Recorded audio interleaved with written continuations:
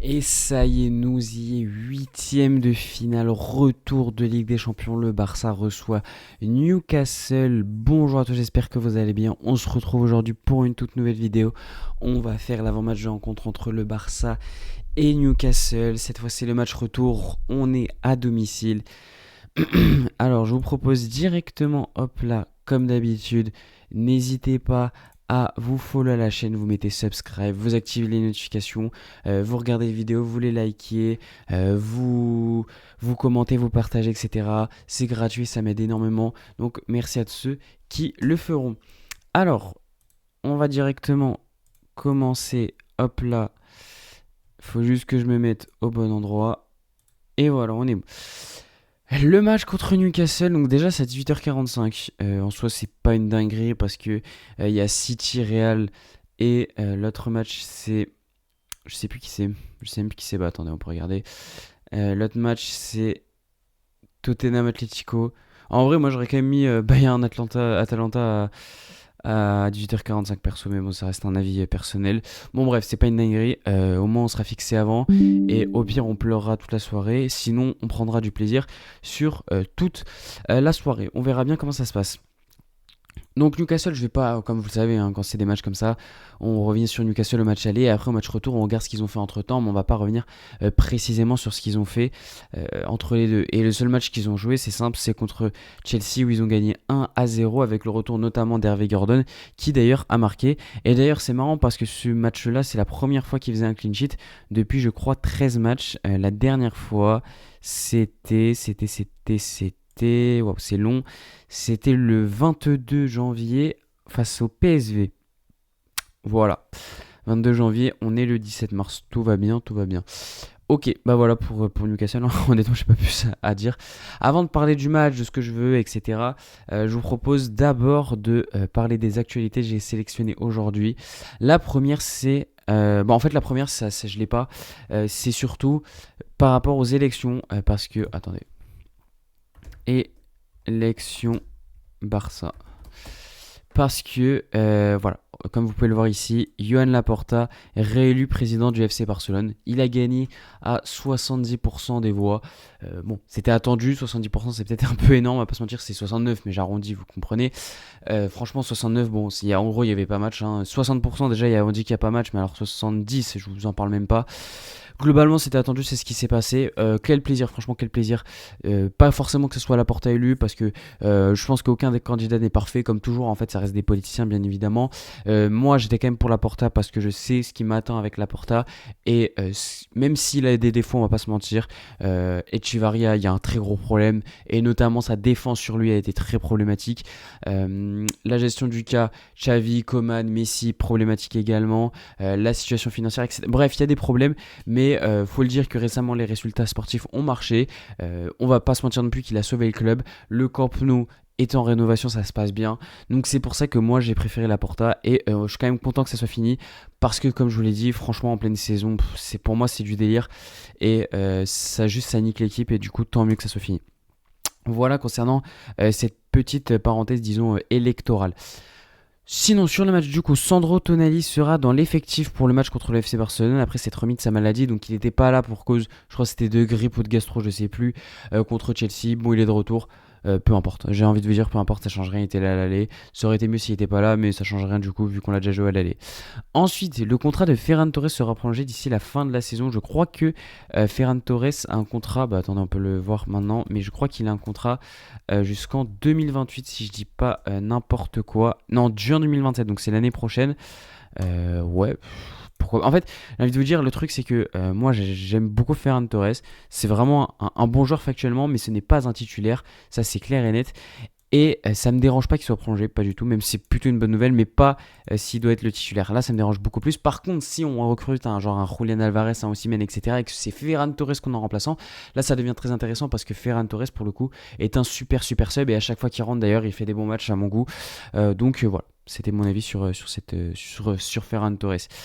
Ensuite, Bastoni sur le point de rejoindre Barcelone. L'Inter Milan est ouvert à la vente et est prêt à baisser son prix de 80 millions à 50 millions, plus variable, un montant qui semble tentant pour Barcelone. La priorité de Bastoni et Barcelone refuse de négocier avec un autre club. Alors, Gazzetta Italia Gazzetta dello Sport, c'est quand même un truc qui est assez fiable, on va pas se mentir, hein, en Italie.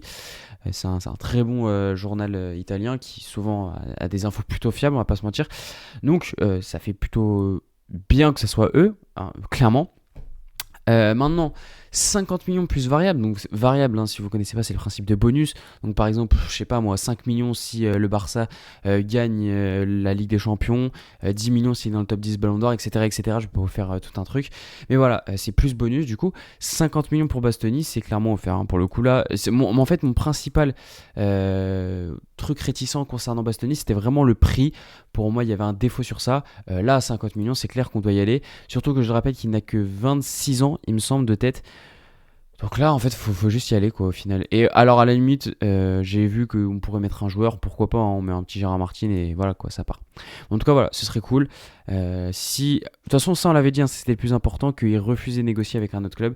Si ça arrive, clairement, l'Inter Milan est obligé de suivre les trucs de Bastoni. Donc, voilà. On va suivre ça avec grande attention, mais j'espère clairement que ça va arriver. J'ai une actualité en moins. Ok, il y en a une qui s'est enlevée, bon c'est pas grave. Et la dernière actualité du coup c'était breaking accord total entre Flick et Deco pour prolonger le contrat de l'entraîneur jusqu'en 2028. Très très bonne nouvelle, encore une fois, hein, bien évidemment. Je ne renouvellerai indéfiniment ma confiance à cet homme-là qui est Hansi Flick, vu le travail qu'il fait et avec les problèmes d'effectifs qu'il a. Hein. Il y en a qui dépensent 500 millions chaque mercato et qui ne sont pas foutus de mettre juste faire match nul à Bernabeu. Donc voilà, après, je dis ça comme ça, je vise personne. Hein. Après, il y en a qui prennent un 0 à Galatasaray aussi, avec 600 millions investis. En tout cas, voilà. Donc forcément, très très bonne nouvelle. C'est sport, donc c'est fiable. Tout va bien, tout le monde est content, il va prolonger, c'est plaisir. De toute façon, on sait que Flick, les gros contrats, enfin les contrats longs, c'est pas forcément son truc, donc ça m'étonne pas que ce soit que entre guillemets jusqu'en 2028. On verra jamais un accord total entre Flick et Deco pour prolonger le contrat de l'entraîneur jusqu'en 2035. Hein, n'y croyez pas. Ce sera des coups toujours, je pense, chaque année, on va renouveler d'1 an ou alors 2 ans, mais pas plus quoi. C'est parce que Flick n'aime pas ça. Donc voilà. Sur le match, qu'est-ce que j'attends une victoire en fait forcément, une qualification.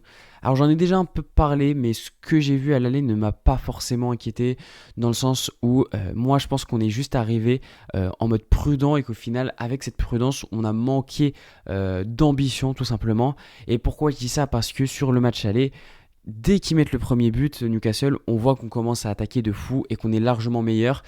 Et même pendant tout le match, même si oui, Newcastle était largement plus dominant, qui méritait totalement de gagner, je pense à mon goût.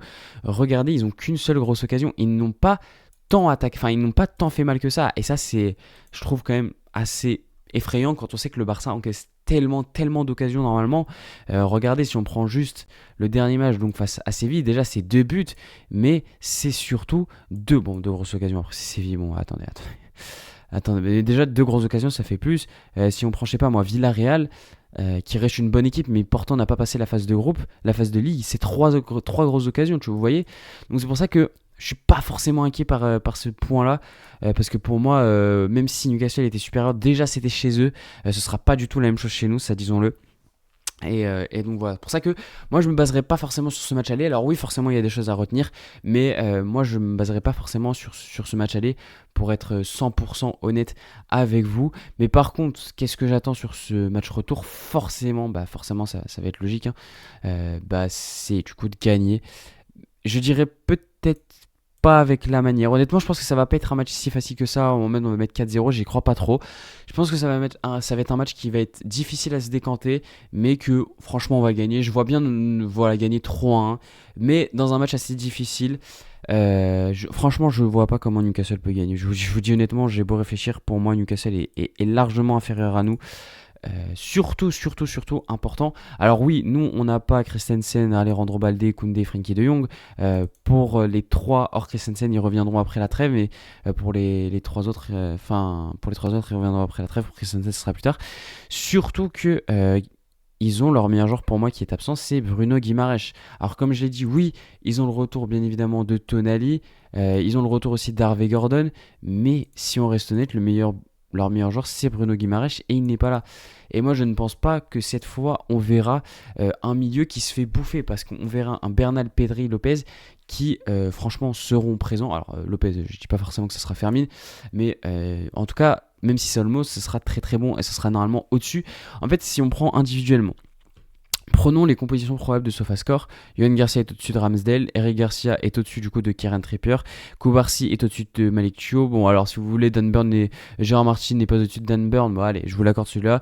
Cancelo est au-dessus de Lewis Hall, Bernal est au-dessus de Ramsey, ouais, je sais pas qui c'est, il est au-dessus. Pedri, je n'en parle même pas. Fermin est au-dessus de Tonali, Yamal est au-dessus du coup de Elanga, Rafinha est au-dessus de Barnes et allez, peut-être que Gordon est au-dessus de Lewandowski, mais c'est pas forcément un buteur.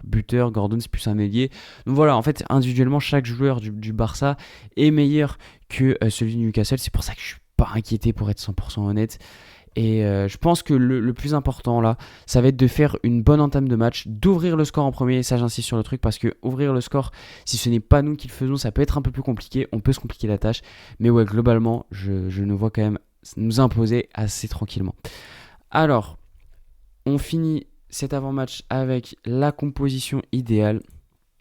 Est-ce que ça, c'était la composition du match dernier? Oui, je crois. Ça y ressemble vachement. Ouais, c'est ça. C'est vrai que je n'en ai pas parlé, mais surtout que ce qui est bien, c'est que Newcastle, eux, ont dû faire jouer tout le monde face à Chelsea, donc ils n'ont pas eu de repos. Hormis Tonali, mais vas-y, il était malade, donc je crois qu'il aurait préféré jouer au final. Donc ils n'ont pas eu de repos, tandis que nous, on a quand même réussi à faire reposer Yamal, Pedri et légèrement Rafinha, ce qui fait quand même pas mal de repos, on va pas se mentir. Donc il faut quand même le souligner, on a un avantage sur ça. Donc au niveau du 11 idéal, alors, tac. Moi, ce que je fais, ça va être extrêmement simple, hein, j'espère que vous allez me suivre. Ça va être de mettre ici Eric Garcia à droite. Pour moi, il faut le remettre. Face à Newcastle, c'est quand même important. Après, s'il peut pas, bon, c'est pas grave, mais ça serait bien quand même pour moi de le mettre. Donc, je mets Eric Garcia à droite. Et ce que je fais, c'est que je laisse Cancelo à gauche et je laisse Gérard Martin et Koubarsi en défense centrale. La défense, au final, marche plutôt bien, les deux. Les deux sont vraiment très bons. Koubarsi revient très très bien. C'est vrai que j'en ai pas parlé, mais il revient très très bien en ce moment. Donc, pour moi, je les laisse. Ensuite, au milieu, Bernal et Pedri, ça bouge pas. Par contre, je mets Fermin Lopez au milieu et je laisserai Olmo rentrer vers la 60e, je pense, en fonction bien évidemment du match que nous réalise Fermin, bien évidemment. Mais pour moi, Fermin reste quand même plus intéressant dans le sens où je ne pense pas que Newcastle va jouer défensif. Je les vois vraiment jouer plutôt offensif. Alors je dis pas que ça va être à l'abordage, rien à faire, mais je pense vraiment qu'ils vont jouer offensif. Et à ce jeu-là, Fermin Lopez est largement meilleur que Olmo, qui est plutôt bon pour le coup dans les petits espaces. C'est pour ça que moi je partirais plutôt sur un Fermin Lopez. Ensuite à gauche Rafinha, à droite bien évidemment, je reste sur. Si j'arrive à le trouver. Allô. Ouais. Vous voyez, c'est ça le problème, c'est que quand on veut trouver un joueur, on ne le trouve pas. Yamal, voilà. Donc je mets Yamal à droite, ça reste logique. J'aime bien Ronny Bardghji, mais pas au point de mettre Yamal sur le banc. Et est-ce que je laisse Ferran Torres ou Lewandowski? Ça, c'est la question. Pour être honnête, je pense que je vais laisser Lewandowski. Pourquoi? Parce que je sens que Ferran peut être plus intéressant en tant que remplaçant que Lewandowski peut l'être. C'est un gros problème en ce moment parce qu'en général, comme un peu avec Fermin, Olmo, etc., on avait un coup Lewandowski était bon, un coup Ferran était bon. Là, les deux sont claqués au sous-sol. Donc au final, ça change rien. C'est pour ça que je vais partir sur Lewandowski sans vraiment avoir de réflexion, hormis le fait que peut-être Lewandowski connaisse plus ses moments chauds. Sinon, il n'y a pas vraiment de réflexion. En tout cas, voilà, c'est la fin de cette vidéo. J'espère qu'elle vous aura plu. N'hésitez pas, comme d'habitude, à me follow sur tous les réseaux, que ça soit Insta, TikTok. Bon, là, c'est pas mon TikTok, bien évidemment. Mon TikTok, c'est lui. Voilà. Sur TikTok. Et enfin, sur Twitter. Voilà, vous avez tous les liens en description. Vous n'avez plus qu'à cliquer pour me follow. Et puis, moi, je vous dis à demain pour le débrief entre Newcastle et Barça. Tchuss!